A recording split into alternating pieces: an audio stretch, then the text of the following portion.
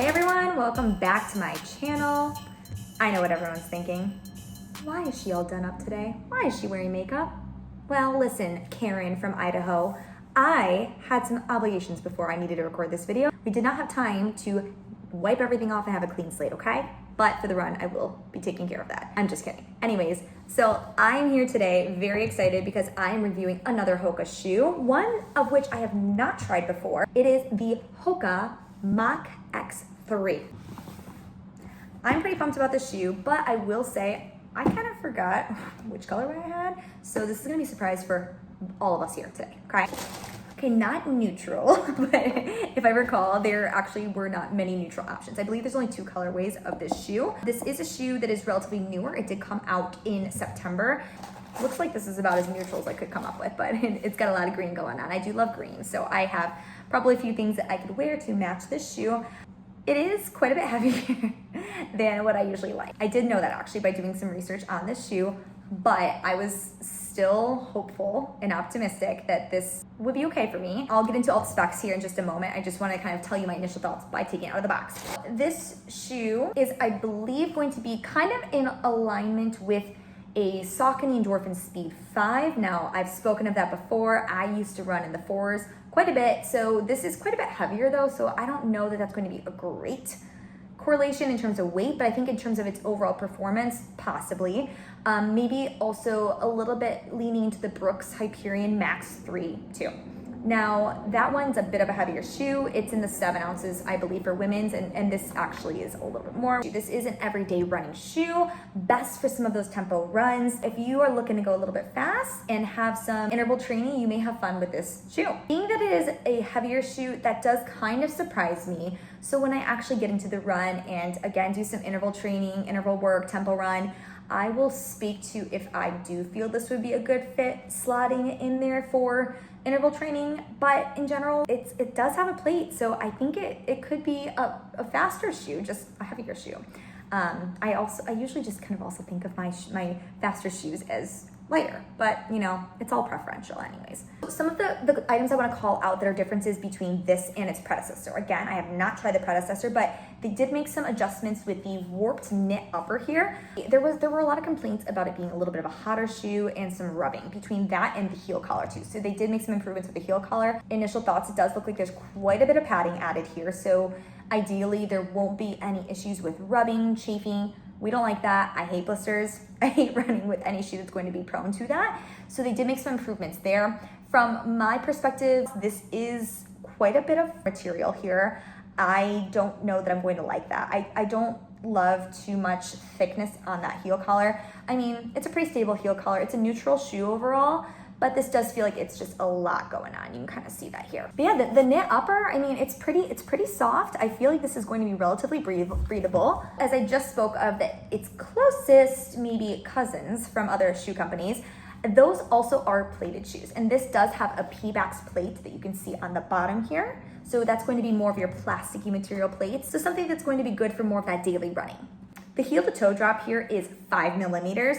That's just a hair low for me. I typically stay in that 6 to 8 range. When I go much lower, personally, I start to feel my calves kind of taking on more of the brunt of the run. And quite frankly, I've been nursing a small calf injury recently, so we'll see how this goes. I'll let you know, but I'll probably run 4 to 5 miles in this. I think that'll be a good test for a kind of average daily run. This is one of the heavier shoes I have tried. It comes in around 8.6 ounces for women and 10.2 ounces for men. If you are not someone who likes a heavier shoe, I would maybe steer away from this out of the gate because, I mean, this is about 2 full ounces higher than majority of the shoes that I do run in on a regular basis. So I'm pretty sure I'm going to notice that. I'll speak to how the weight feels. I hate when a shoe is holding me back and slowing me down due to the weight. But based on some of the foam composition elements and that plate, we will have some of that bounce and that rebound and the propulsion that I do have a good time with on a run. This is dubbed overall a responsive shoe with moderate cushioning, and it is neutral stability. It does feel overall pretty stable.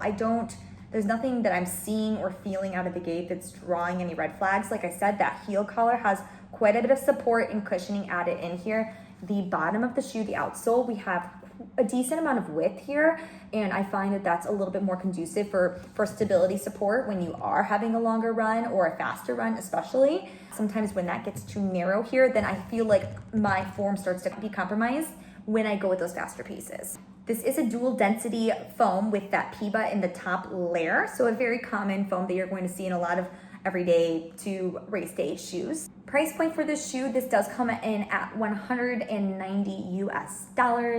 So towards the end of my video, I'll talk about what my thoughts are on that and how it compares to its other competitors in that space. My goal here today is to see if this would be something that I could even potentially race in. Now that may sound crazy because it is a heavier shoe, and as I've said, I don't love heavy shoes, especially for racing, but I'm actually doing a half marathon here in 5 weeks, I think it is, and it is sponsored by Hoka.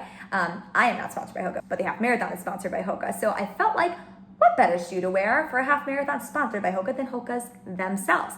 Right now in the back of my mind, I'm leaning towards the Rockets that I've done a review on before. I had a great experience with those. If you're interested in trying those, you should check out that review and let me know what you think. But I figured the Mach X3 would be another possibility. I think it's a little bit out of the realm for race day. It's an everyday shoe, not really a race shoe, but you know, you can race in whatever your heart desires. It's what feels good to you. So never forget that, okay? So we'll see how everything goes. It's time for me to take this out for a run. I'm excited to report back and answer the question that everyone's dying to know. Is this another Thunderstruck shoe or not? I'll let you know soon. What's up, guys? I am back from my run and I have a lot to say, as usual. Sorry about that, but I think that's a good thing because I think it's important to be able to share my personal experiences, my thoughts, and then hopefully better inform you. If you were someone who is considering this shoe or something different, then you can make a choice with the information I provide you. I'm going to talk a little bit about my initial thoughts and then talk about my different paces that I ran with this shoe and what I think this shoe would be best for. And then I'll get into the rating portion and expand on some things in a little bit more detail. Fit and feel of this shoe. I put this on and I was very pleasantly surprised, okay? As you know, nobody's surprised that I'm very cognizant of the weight of a shoe, so I was definitely very hesitant with this shoe in particular, being that it is over 8 ounces for women. It was really comfortable. It did fit true to size. I definitely would not recommend sizing up or down. I do feel like this is a wide foot friendly shoe. In general, had quite a bit of extra room in the toe box, but not to the point where there was any sloppiness. And lengthwise, I had just as much room as I would want in a shoe. I like to go somewhere between half of a thumb's width and a full thumb's width. Much more than that, it's too much for me. Obviously, you want to account for if your feet do swell a little bit from the heat, then you are not going to be cramped in there. But I definitely don't want the opposite side of the spectrum either. And I felt like this was right in the middle. Very, very pleasantly surprised with how this fit. The shoelaces were a little interesting. So they were pretty standard shoelace, but they were pretty short. When I double knotted the shoe, which I highly recommend you're double knotting your shoes just to prevent any potential for coming untied, tripping, getting hurt, or reducing your chance of getting that PR that you're looking for in a race when you have to stop, pull over, and tie your shoe. Just a side note there. But this definitely had very, very little leeway for a double knot. If I had to loosen up the laces anywhere through here, I think there would be some issues with being able to successfully double knot my shoes without it being a bit of a risk for it not being possible. The tread on this was awesome. I had no sign of slippage, and it is a wet day today. I know I talk about this a lot, but I live in a pretty sunny area where we don't get much rain, which I'm very thankful for, but we did have rain earlier this morning, so I was pleasantly surprised with the performance of the tread here. For my run, I ended up doing 4 miles, as I spoke of earlier. I'm nursing just the slightest calf injury, nothing crazy, just more so overuse concerns, which probably no one's surprised because I feel like I'm running every day. So I wanted to not push it too much, and for that as well, I did keep my pace range between an 8-minute mile and an 8-minute and 30-second minute mile. Now, that's more my zone 2 work, and this is, an everyday running shoe. It's good for tempo runs for sure, but I do find that this worked very well in that entire range. I would say my tempo runs are, closer to that 8-minute mark, and I didn't find that it had any issues at the slower end of that spectrum either. I kind of expected this, despite the weight, that this would be more of that faster interval. The foam and the plate composition would really want to push you forward, but I do feel that this would be an awesome shoe for some distance running at that tempo pace or even a little bit slower. I do think that because of how much cushioning there is in the shoe, you definitely are going to have a good time and be comfortable at longer distances. It's interesting I'm going to say this, but it almost has the ability to be a borderline recovery shoe that's a little on the fun side, a little spicy. It seems weird calling anything that has a plate a possible recovery shoe, but there's so much awesome cushioning here. It was a very comfortable fit. I did feel like I could have kept going for some time and had fun. Now, I think that this is going to be a versatile shoe for the average person, and I didn't feel that the weight was negatively impacting me. I was very, very concerned about that, but again, I wouldn't race in this. I really wouldn't, personally. Now, that's just because I do like those lightweight shoes. But someone else who's running a half or a full marathon may be interested in using this for those race days. Now, if you're wanting to go super fast, may have some issues. But I think you're going to be finding this a very comfortable shoe that you can carry on for quite a few miles. I did find this ran a tad bit hot. Now, nothing crazy. Kind of anticipated more breathability here. The warp knit upper, I think that that material, it's just a little bit less forgiving than other materials I've had for shoes. And I do feel that it kind of kept that heat in there a tiny bit more. And I think that because of all like the cushioning and foam components that are in the bottom, it just felt like it was holding on to some extra warmth. The heel collar here, this has a lot of cushioning here. Probably another contributing factor to some of that temperature that I was noticing. I am someone who I feel that my feet kind of dictates the temperature of my entire body. And if my feet are hot, I'm overheating. If you're like me in that regard, you may notice it a little bit. I don't feel like it is a deal breaker at all. Bonus, obviously with the heel collar updates, there were no issues with blisters. So what a win for Hoka in that regard. It's almost like this shoe is if the Hoka Mach X, the Brooks Hyperion Max 3, and the Hoka Rocket X3 had a baby, this would be said baby. But maybe in the 90th percentile for weight, because it is a little heavier than we like it. Just kidding. But no, seriously, I mean, honestly, those three shoes meshed together, I feel like describes this. I guess that's not a crazy comparison, right? Because I did say that I had a feeling that this was going to be remotely similar to the Brooks Hyperion Max 3, but then I had a feeling, just considering that the Hoka Rocket X3 is more of that entry-level race day shoe, I felt like there were going to be some elements that are similar in this shoe to that shoe.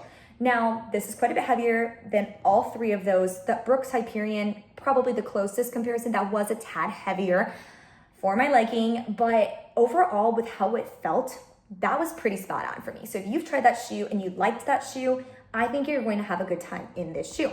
The Mach 6, I mean, it's in the Mach family, so it makes sense that they are going to be on the similar side for really fit and overall ride, but just this felt a little bit more cushioned. All right, let's cut to the chase and get into the ratings, because then I can expand on all these details even more. I do have so much to say in all those different categories. Let's kick it off with performance. For this shoe, I'm going to give this a 9.4. That is on the higher end of shoes I've rated so far. Now, I really felt that this hit the nail on the head in terms of what it said it could do. I was very pleasantly surprised with the ability for me to go at a little bit of slower pace and pick it up a little bit.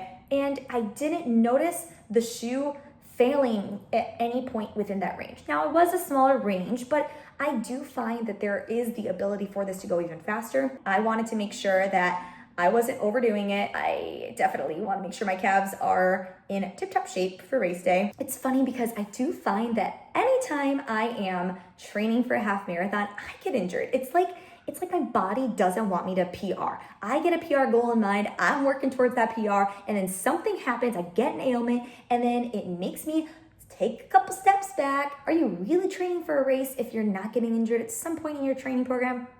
Probably not, but also maybe I'm doing something wrong. Regardless, I'm having a good time. The foam is solid. I did feel that this provided a lot of comfort, as it said it would, but also the ability to bounce and propel you forward, not aggressively, definitely that sweet spot amount so you can do an everyday run. Comfort. Now, this is my favorite one for this shoe because this really hit the ball out of the park for me. I felt like this was a 9.5. That's a high rating for me. The combination of how my foot fit in here, it fit very glove-like. I didn't have any rubbing. We had no signs of blistering. The foam was great. I didn't feel that sinking in feeling that I don't like, because I feel like more so than weight, that's kind of the main thing that makes me feel like I'm slowing down. Weight, yes, that's another element. I'll talk about the weight in a little bit, but overall, this was just such a comfortable shoe. I was very pleasantly surprised, and then the ride with it was impressive too. I think between the plate and the foam combination, I didn't feel the ground. I mean, I know you sometimes want some ground feeling. I personally prefer a little bit of ground feeling, but I felt like I was kind of floating along, but very leisurely. I definitely think that this is going to be more geared towards your tempo run and slower, not really race speed for sure. I don't think this is a sprinting shoe predominantly due to the weight of it. But overall, the makeup of this is great. Quality. I'm going to go ahead and give this an 8.9. Still up there. I really enjoyed the foam and the plate. Those were my two main things that I enjoyed overall, and the fit, like I said earlier. But I feel that they did a little too much with the heel collar here. Not enough that it's a negative thing, but I think it did contribute to some of the lack of airflow that I was having, as well as the upper. I think that the upper could be made with a different material that is a tad more breathable. And then the shoelaces, there is room for improvement here. Again, not being able to double knot a shoe that well is a concern to me, but overall, pleasantly surprised with the quality of this shoe. There's just those few small things that I think could be improved just a tiny bit. And then the last thing I would say is going to be weight. Now, I kind of feel that could potentially be in performance or quality.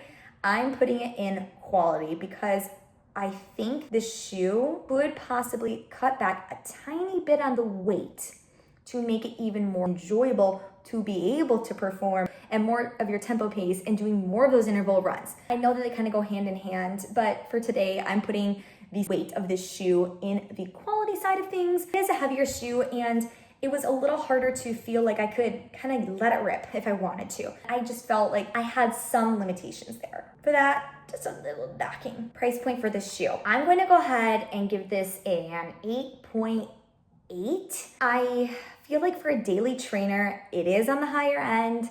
Yes, it does have a plate. It's not a carbon plate, so I didn't anticipate it being up there with some of those higher price pointed carbon plated shoes. It's not a super shoe. Don't anticipate it to be that much. But thinking about it kind of compared to that Hyperion Max 3 that I talked about a little bit ago, that's a $200 shoe, and this is $190, so neck and neck in terms of price point. But I do feel like that's priced a little too high for me as well. I think that both of these could be bumped down just a little bit.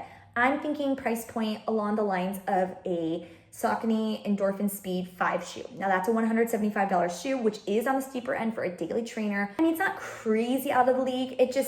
It seems a little too close to something that you're going to be using for race day. And because of that, I feel like you could find alternatives that are a more affordable price point that you're going to enjoy as much or more. Of course, who doesn't want to spend less on shoes? But I'm just thinking in the bigger picture of a daily trainer.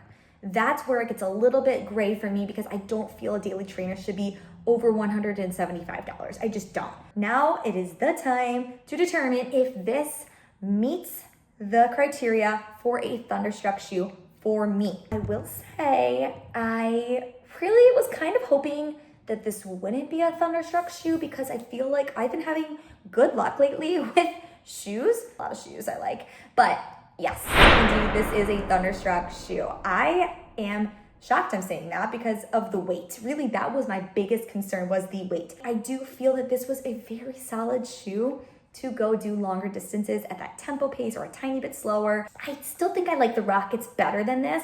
And the more I've been doing these reviews, the more I've been able to really kind of get a better grasp of what I like, what I'm looking for. And then I think for that, the ratings are just naturally going to get a little bit more dialed in over time once I start to have more of the comparisons across the board with different types of shoes.